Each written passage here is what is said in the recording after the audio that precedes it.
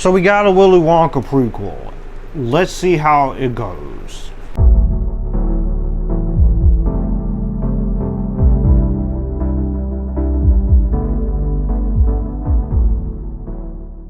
What's up everyone, it's Epictastic Joseph giving you guys my thoughts on Wonka. This is the third live action adaptation of the classic Roald Dahl Willy Wonka and the Chocolate Factory book.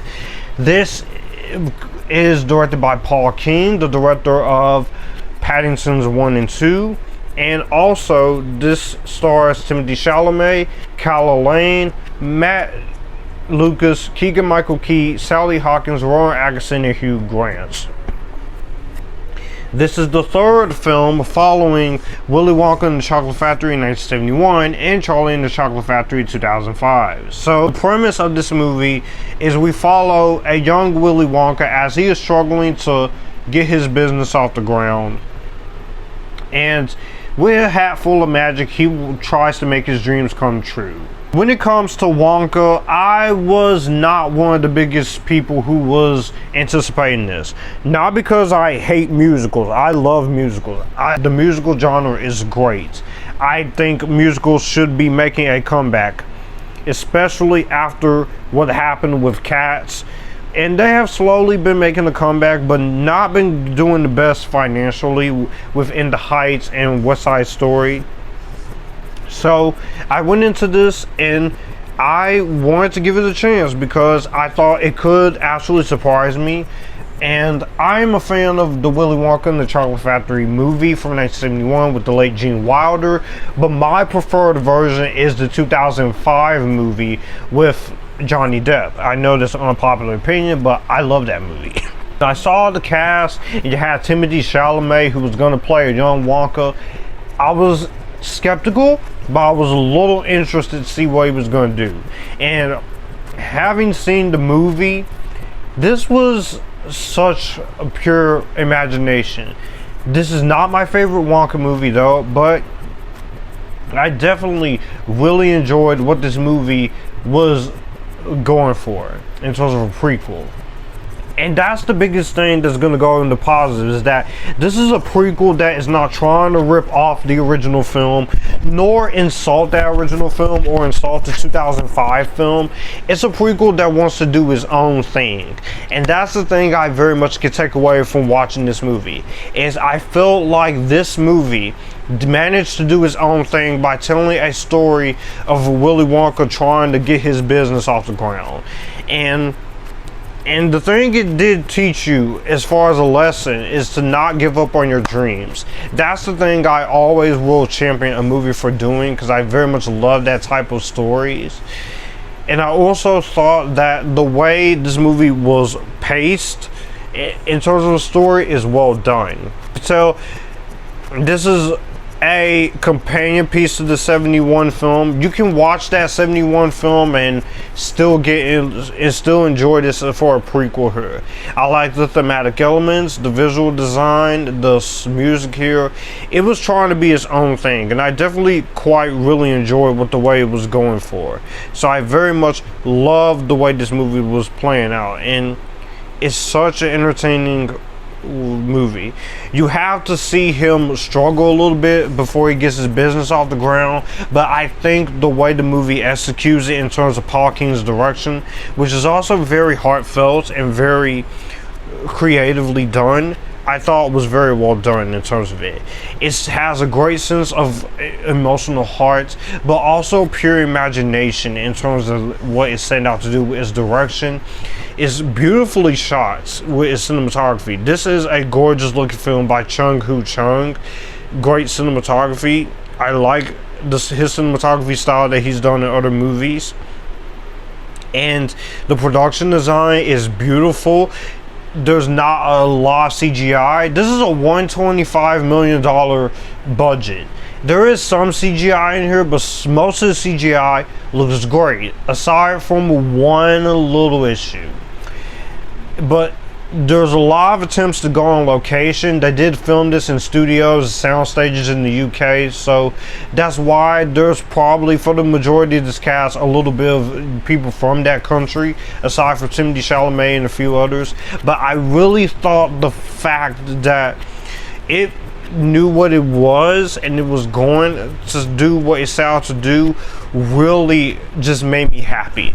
Some people will not like this as a prequel, but I thought the way the story was going was good. I like the nostalgic beats to it. It's nostalgic enough without beating you over the head with it. And the heart and feel of the original is there. And it's just so enjoyous to watch. So fun to watch. And it has a nice pace to it. An hour and 56 minutes gets you in and out. I didn't feel nothing. Aside from a few side characters, I thought for the most part, it did its job well in terms of what you're going to do for a Willy Wonka prequel. And that's the one thing I will have to give credit when you're doing a prequel or a remake. If you're going to go that route of remaking something or doing the sequel, you can pay homage, but you also have to make sure you do enough to make it be your own thing. I will also say the songs and musical numbers here are whimsical. They don't top the songs from the 71 film or, in my opinion, the 2005 film by Tim Burton, but the songs here are just enough for you to enjoy and have some whimsical fun with. Even if you're not the biggest musical fan, which there's some of you who are not the biggest musical fans, but I think for the most part, it did its job very well in terms of what you could play with. Really admired the acting in this movie. You have Timothée Chalamet playing Willy Wonka this time, and he's been doing stuff like Call Me By Your Name and Beautiful Boy and Bones and all, which I heard it was good, but I don't know, the subject matter is a little bit too weird for my taste. He was great in Dune Part 1. I can't wait to see what he does in Dune Part 2. This is a rising young actor who is on the rise right now. He doesn't try to be Gene Wilder nor mimic him, nor does he try to be Johnny Depp, which I know for some people that version of Willy Wonka was too weird and too much for them. I didn't mind that version of Willy Wonka aside from my own criticisms with it, but I thought Timothée Chalamet, he brought his own flavor, his own individuality to it. He sings the musical numbers very well, and he has a lot of energy going into it. You also have Calah Lane as Noodle. She was good. Keegan-Michael Key, which is a good year for him between this and Mario. Matt Lucas as Slugworth, as Prodnose. Paterson Joseph as Slugworth. Mathew Baynton as Fickle Grubble. Sally Hawkins for a little bit. Warren Atkinson as the priest. Natasha Rothwell. Olivia Colman. Hugh Grant as an Oompa Loompa. I think everyone does a very good job. This is mostly a UK cast, but Timothée Chalamet is the one who's getting this down packed. So, for the most part, the acting was really good in here. The music is really good. The movie is paced very well. And by the end of the movie, I had a smile on my face. I was satisfied with what we got.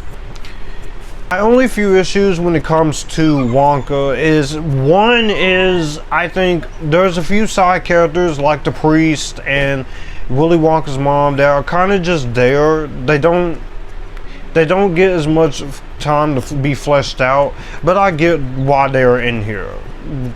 Because you do need them, because this is a prequel. There's a little bit of a pace problem in the first couple minutes, but as the movie kept going, the pacing problem did go away very quickly. The CGI on the Oompa Loompa is a little weird. I will say Hugh Grant, once again, he does a good job as the Oompa Loompa.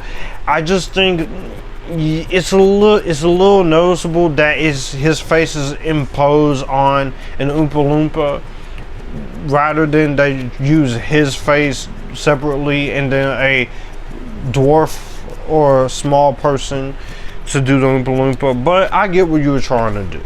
I get it. I commend you for doing it. It's a little noticeable, but it's not the worst CGI ever. All in all, I found Wonka to be a very interesting prequel with some great moments. I love the nostalgia, heart being back there with him. The prequel side things was warranted. It has a share of pure imagination with its production design. The musical numbers are great. The directing is great. Timothée Chalamet does a good job. And overall, I felt at home watching this. As a fan of the book, as a fan of Willy Wonka and the Chocolate Factory, and as a fan of that 2005 film.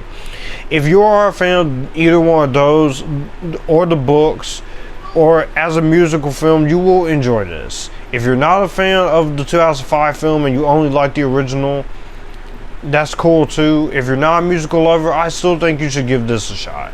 This is doing very well, and it's good to see musicals getting back on the rise between this and the upcoming Color Purple, which I will be seeing, I will be reviewing.